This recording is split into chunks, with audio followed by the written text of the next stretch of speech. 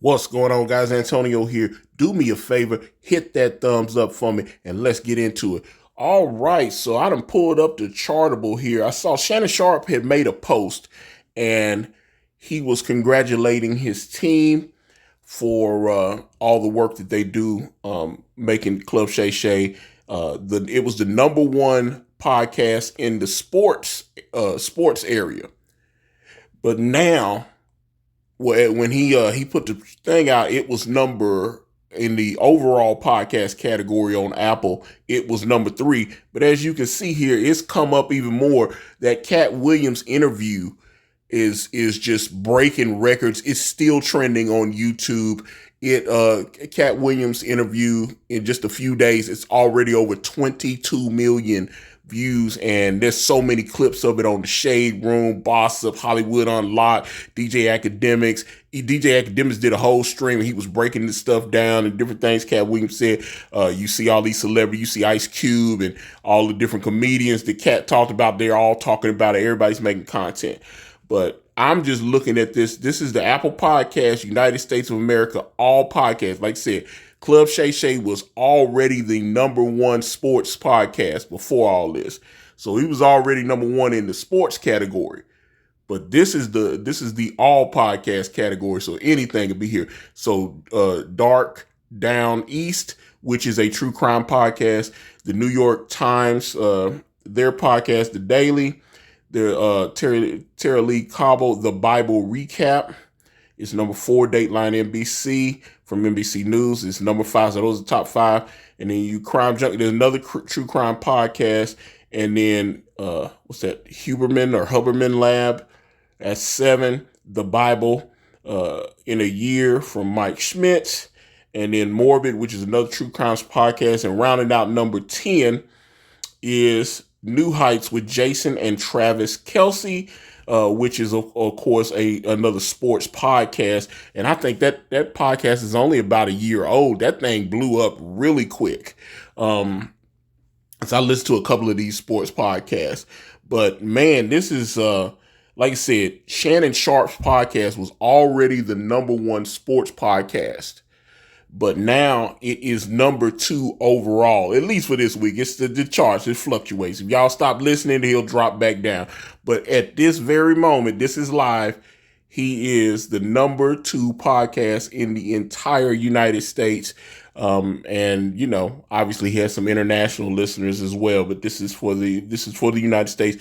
Now, some of you might be going, hey man, what happened to Joe Rogan? Joe Rogan's not on here, and that is correct. Joe Rogan is not on this Apple chart because of his exclusivity deal with Spotify. You know, they paying him like 200 some million a year, so his podcasts are not available on that through the Apple. You know, you have to go through Spotify to get that now. Matter of fact, Joe Rogan just had a great interview with Taylor Sheridan, the creator of Yellowstone in 1883. Sicario, all these great films and television programs. They talked for almost 4 hours. That was a great one. But yeah, make no mistake, if Joe Rogan was not exclusive, he may not be number 1, but he would definitely be in the top 3, 4, because I mean, Joe Rogan, he puts it in, and I'm a big fan of his as well. But I thought this was outstanding for Shannon Sharpe's podcast to be the number 2 overall podcast in the entire United States. That's incredible. So I understand why he's tipping his hat to his team and all the work that they do. I always liked when Shannon was on Undisputed with Skip Bayless.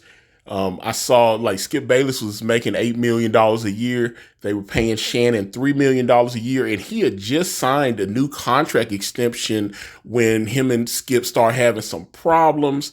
And, they said Skip kind of went to the producers and like, we need to go in another direction. And that's when they informed Shannon that they were going to make some changes and that they wanted to possibly buy him out of his contract, which they did. He had signed, I think, another 3 or 4 year extension. So they had to kick him with a few $1 million to pay him off.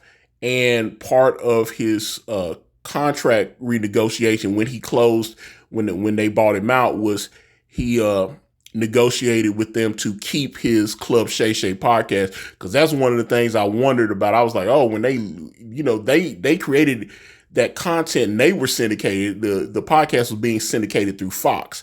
So I always wondered about that. I was like, oh, okay. So they bought it. But then when they bought him out, they said, oh, he got to keep the YouTube channel. He got to keep all the content. And, as you can see, it's working out for him. So, I mean, and now obviously he's with First Take and Stephen A. Smith. But the fact that he got to keep his podcast and keep his YouTube channel, and the YouTube channel has almost 2 million subs on that. I saw it. I mean, his YouTube. So, I mean, the fact that he was able to get Fox to let him have control over everything and take his content with him when they left. And as you can see, it's working out. He's number 2 in the entire United States. That's fantastic. I appreciate you guys, give me a subscription if you like this content. Obviously, I'd love for you to follow me. I'm on Facebook. I'm on Instagram. I'm on X. I'm on Threads, all at Ikari Press. Give me a follow. IkariPress.com for Brand Way of the Gun. The link is of course in the description if you want to check out my books. I've got I think it's IkariPressGumroad.com, IkariPress.gumroad.com, because we've got some of my comics up there as well. But there'll be links in the description. Thank you guys so much for watching. I'm out.